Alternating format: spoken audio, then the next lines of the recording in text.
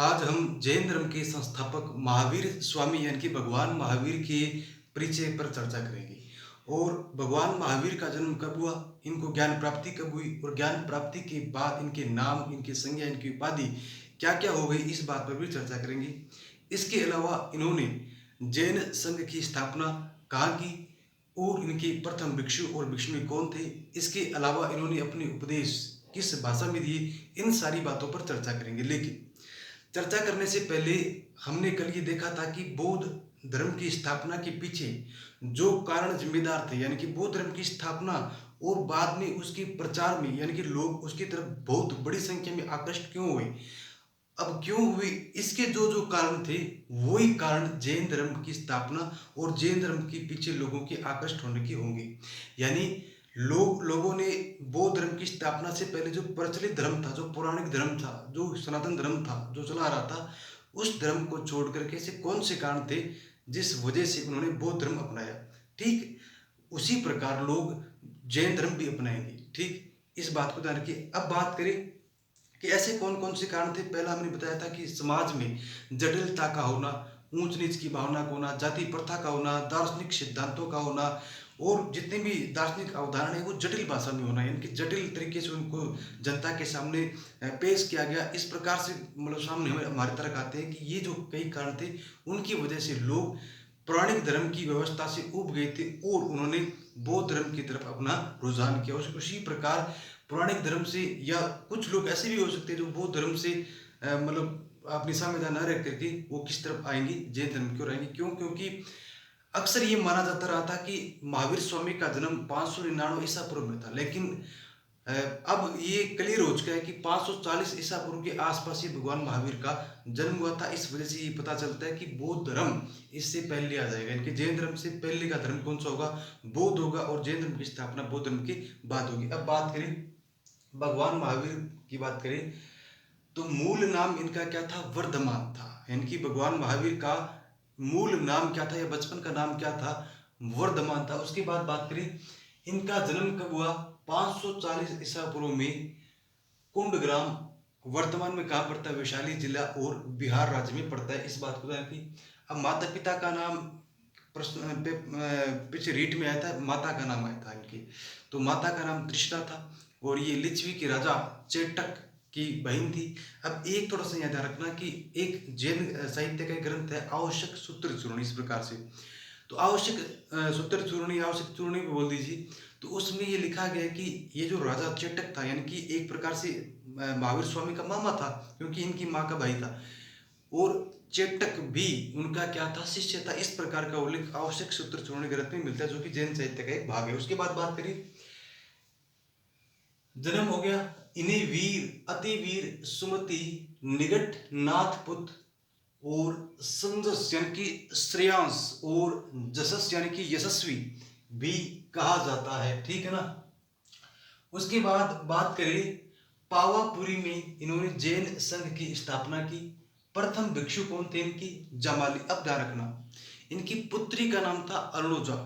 ठीक है, अरुणोजा इनकी पुत्री का नाम था, और अरुणोजा की शादी जिसके साथ हुई जमाली थी। तो जमाली इनके दामाद भी थे, किनकी, महावीर स्वामी की, और प्रथम भिक्षु भी थे। उसके बाद बात करें प्रथम भिक्षुणी कौन थी, तो चंपा नरेश यानी कि चंपा की राजा ददीवा इनकी पुत्र थी, जिसका नाम था चंदना। तो ये हुई चंपा की राजकुमारी चंदना। इनकी प्रथम भिक्षुणी कौन होगी, चंपा राजकुमारी चंदना। अब एक थोड़ा सा ध्यान रखना, मैंने वीडियो की शुरुआत में कहा था कि बौद्ध धर्म और जैन धर्म की तरफ लोग आकर्षित क्यों हुए। इसका एक कारण बताया था कि समाज में जटिलता होना, ऊंच नीच की भावना होना।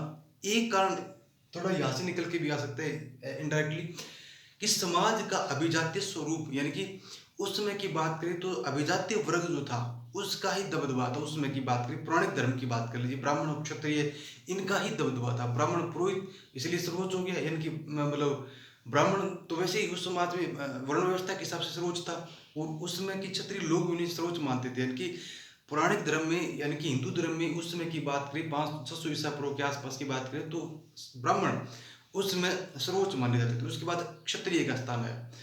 लेकिन बौद्ध धर्म की स्थापना के बाद बौद्ध साहित्य में ये उल्ट दिया जाएगा, यानी कि इस कंसेप्ट को पलट दिया जाएगा। बौद्ध में भी 4 वर्णों की बात की जाएगी। ठीक, यानी कि थोड़ा अंतर कहाँ मिलेगा ये लोगों की समझ पड़ती है, लेकिन वर्ण व्यवस्था जो बौद्ध में भी थी। बौद्ध धर्म में वर्ण व्यवस्था में सर्वोच्च कौन बता दिया गया? क्षत्रिय बता दिया। उसके बाद 2 नंबर पे कौन आएगा? ब्राह्मण। यानी कि समाज का अभिजात्य वर्ग तो ये 2 ही रह गए, ब्राह्मण और क्षत्रिय, या क्षत्रिय और ब्राह्मण। पुराने धर्म में ब्राह्मण और क्षत्रिय थे, और बौद्ध धर्म में कौन हो गए? क्षत्रिय और ब्राह्मण। तो कुल मिला के उस समय के धर्म का धर्म पे जो दबदबा था, धर्म के ऊपर जिनका कंट्रोल था, या धर्म की व्यवस्था संबंधी जो सारी मैनेजमेंट देखते थे, वो समाज का अभिजात्य वर्ग ही था, ब्राह्मण और क्षत्रिय। और मेनली वो कौन था? ब्राह्मण था। तो कुल मिला के ब्राह्मणों के हाथ में उस समय की धार्मिक व्यवस्था थी। ठीक इसी प्रकार अब आ जाइए यहाँ पे, ब्राह्मणों के बाद क्षत्रिय उसमें। अब यहाँ पे आओगे तो आप बौद्ध महात्मा जो बुद्ध थे, उनका जन्म कहाँ हुआ? राज परिवार में। उन्होंने उपदेश देने की बात कहाँ की? राज परिवार में उपदेश दिया। उनकी प्रथम मतलब महिला पूर्वजा कौन थी? उनकी मौसी थी। तो यानी कि कहीं ना कहीं बौद्ध धर्म में भी उसके बाद मतलब जो वो खाना खाएंगे लास्ट में, जब उनका मतलब देहांत होगा या उनका महापरिनिर्वाण होगा, उससे पहले वो मुख्य मुख्य नगरों में ही अपना मतलब जो टाइम है वो प्रवास ज़्यादा करेंगे। तो कुल मिला के अभिजातीय वर्ग का तो बोलबाला हर जगह रहा है, ब्राह्मण धर्म में भी रहा था। उसके बाद बौद्ध धर्म में भी कहीं ना कहीं समाज का अभिजातीय वर्ग ही मतलब अपर मतलब सिस्टम में बैठा है। ठीक है। और जैन धर्म में भी तो स्पष्ट दिखाई दे रहा है कि जामाली जो उनके दामाद थे, और स्वयं महावीर स्वामी एक मतलब राज परिवार से संबंधित थे। तो उसके बाद भिक्षुणी चंपा राजकुमारी, तो ये भी कुमारी है, तो राज परिवार की होगी, तो अभिजात्य वर्ग में आ गई। उसके बाद 12 वर्ष की तपस्या के बाद रुजुपालिका नदी तट पर जुम्बिक ग्राम में, ये कहाँ पड़ता है? बिहार में ही है। जुम्बिक ग्राम में साल वृक्ष के नीचे ज्ञान प्राप्ति हुई, और ज्ञान प्राप्ति इन्हें हुई थी, ज्ञान प्राप्ति थी वैशाख शुक्ल 10वीं को हुई थी। ठीक है ना। ज्ञान प्राप्ति के बाद ये क्या कहले? केवलिन। उसके बाद केवल्य ज्ञान की प्राप्ति जिसने कर ली, इनकी सर्वोच्च ज्ञान की प्राप्ति। उसके बाद जिन यानी कि विजेता, जिन्होंने अपने इंद्रियों पर नियंत्रण या विजय प्राप्त कर ली, निरंतर सभी प्रकार के बंधनों से जो मुक्त हो गए हो, महावीर और तीर्थंकर कहलाए। तीर्थंकर का हमने कल ही देखा था, जिन्होंने असंख्य जीवों को पृथ्वी पर से या भाव सागर से पार कर दिया हो, तार दिया हो, जो भी। उसके अलावा लाखों लोगों को जीवन के सही मतलब राह दिखाई हो, इस प्रकार से। या अपने क्रोध, छल, इच्छा, अभिमान, इस ये जो मतलब सारी जो सिस्टम थे, उनके ऊपर कंट्रोल करने वाला व्यक्ति भी क्या कहलाता था? तीर्थंकर। उसके बाद बात करें, इन्होंने केसलोच के साथ गृह त्याग किया। केसलोच एक हमने देखा था बौद्ध धर्म में, तो महात्मा बुद्ध ने गृह त्याग के समय एक नाम आया था केशोच्छादन।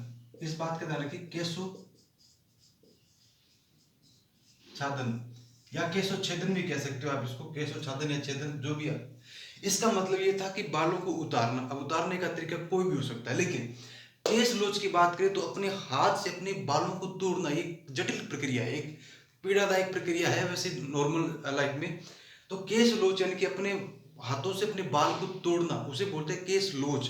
लेकिन बौद्ध धर्म ने हमने इस प्रक्रिया का नाम क्या देखा था? केशोच्छेदन या केशोच्छादन, जिसमें भी बालों को तोड़ा जाता है या काटा जाता है या बालों को उतारा जाता है, जो भी इसको नाम दीजिए। इन्होंने केश लोच के साथ गृह त्याग किया। प्राकृत या अर्धमागधी भाषा में इन्होंने क्या दिया? उपदेश दिया। यानी कि पहले तो अर्धमागधी माना जाता है जैन साहित्य में कि अर्धमागधी भाषा प्रचलित थी। उसके बाद कौन सी आई? प्राकृत भाषा आई। मुख्य शिष्यों की संख्या कितनी थी? 11 थे, जो मूल थे क्या थे? ब्राह्मण थे। अब फिर वही बात आ गई, समाज की अभिजात्य वर्ग की बात आ गई, क्योंकि पौराणिक धर्म में भी ये अभिजात्य वर्ग था, ब्राह्मण और क्षत्रिय, और इसमें भी शिष्य कौन बन रहा है? ब्राह्मण बन रहे हैं। कहीं ना कहीं अभिजात्य वर्ग ही क्या हो रहा है? कन्वर्ट हो रहा है। उसके बाद बात करें सच्चिदानंद चौधरी व आर.सी. जैन की पुस्तक, जिसका नाम क्या है? वैशाली के महावीर। वैशाली के महावीर इनकी पुस्तक थी, जो काफी चर्चित रही थी। सच्चिदानंद चौधरी और आर.सी. जैन की पुस्तक थी, और इनका जो संपादन किया था वो राजेंद्र जैन ने किया था। के अनुसार ज्ञान प्राप्ति के बाद महावीर ने राजा बकुल, ये बिहार से संबंधित थे उसमें की बात करें, राजा बकुल के महल में पहला आहार ग्रहण किया। कि पहला भोजन कहाँ ग्रहण किया? राजा बकुल के महल में ग्रहण किया था। अब थोड़ा सा इंपॉर्टेंट क्यों हो जाता है? हालांकि ये फैक्ट आपको सामान्यतः पुस्तकों में स्कूल और कॉलेजों की नहीं मिलेगी, ये आपको आपकी स्वयं के रिसर्च बेस्ड डाटा से ही मिलेगी। आप पहला आहार ग्रहण किया, यह भवन अशोक निर्मित मनो के स्तंभ के पास था। इसलिए इंपॉर्टेंट है, क्यों? क्योंकि आज से लगभग 7 8 10 साल पहले ही माना जाता था इतिहासकारों में कि ये जो मनोज्ञ स्तंभ था, आज भी कुछ वर्ग ऐसा मानता है, जैसा कि 8 साल पहले की स्थिति थी। क्या थी स्थिति कि ये जो मनोज्ञ स्तंभ था, ये महात्मा बुद्ध या बौद्ध धर्म से संबंधित था, जो जिसका निर्माण सम्राट अशोक ने करवाया था, मौर्य सम्राट अशोक ने। लेकिन अब स्थिति लगभग क्लियर हो चुकी है कि ये जो मनोज्ञ स्तंभ था, मनोज्ञ शब्द का मतलब था मन को प्रिय लगने वाला, मन को सुंदर लगने वाला। ठीक, तो ये जो मनोज्ञ स्तंभ था, ये एक सिंह स्तंभ था, एक सिंह वाला स्तंभ, जिसके ऊपर एक सिंह था वो। ठीक, तो एक सिंह स्तंभ था, जिसे नाम क्या दिया गया, मनोज्ञ स्तंभ। और पहले इस मनोज्ञ स्तंभ का संबंध किसे जोड़ा गया, बौद्ध धर्म से, यानी कि महात्मा बुद्ध से। लेकिन बाद में स्थिति क्लियर होगी, क्यों, क्योंकि जो पहला आहार ग्रहण किया था राजा बकुल, उस महल के पास ही इस एक सिंह वाले स्तंभ की उपस्थिति पाएगी, जिसे क्या नाम दिया गया, मनोज्ञ स्तंभ। तो इस कारण आज लगभग ये स्थिति क्लियर हो चुकी है कि ये मनोज्ञ स्तंभ था, जो किससे संबंधित था, जैन धर्म से या भगवान महावीर स्वामी से संबंधित था।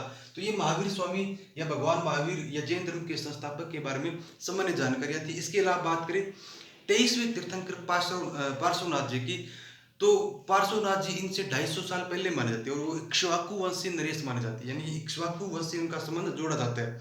और ऐसा भी माना जाता है कि इनके पिता का नाम क्या था, भगवान महावीर की सिद्धार्थ, और सिद्धार्थ महात्मा बुद्ध के बचपन का नाम था, ठीक है ना। और इनके पिता का नाम था क्या, सिद्धार्थ और इनकी माता त्रिशला, जो लिच्छवी राजा चट्टे की बहन थी। ये दोनों लोग कौन, त्रिशला देवी जी और सिद्धार्थ, इनके पिता का नाम, ये दोनों पार्श्वनाथ जी की क्या थे, शिष्य थे, यानी कि पार्श्वनाथ जी के अनुयायी थे। कौन, इनके माता पिता, ऐसा माना जाता है। और पार्श्वनाथ जी के जो अनुयायी थे, उन्हें किस नाम से पुकारा गया, निर्ग्रंथ नाम से पुकारा गया। इस बात को जान के, और निर्ग्रंथ इन्हें कहा जाएगा, कब कहा जाएगा, जब ये बंधनों से रहित हो जाएंगे, ज्ञान प्राप्ति हो जाएगी। लेकिन पार्श्वनाथ जी के अनुयायियों को क्या कहा गया, निर्ग्रंथ। और पार्श्वनाथ जी ने उपदेश में क्या कहा कि अपने अनुयायियों को सफेद वस्त्र धारण करने का उपदेश दिया था। इस प्रकार से उनकी भी कुछ मतलब बातें सामने आती है, और वो इक्ष्वाकु वंश से संबंधित थे। ठीक है, तो ये सारी जानकारी पार्श्वनाथ जी और भगवान महावीर के बारे में थी।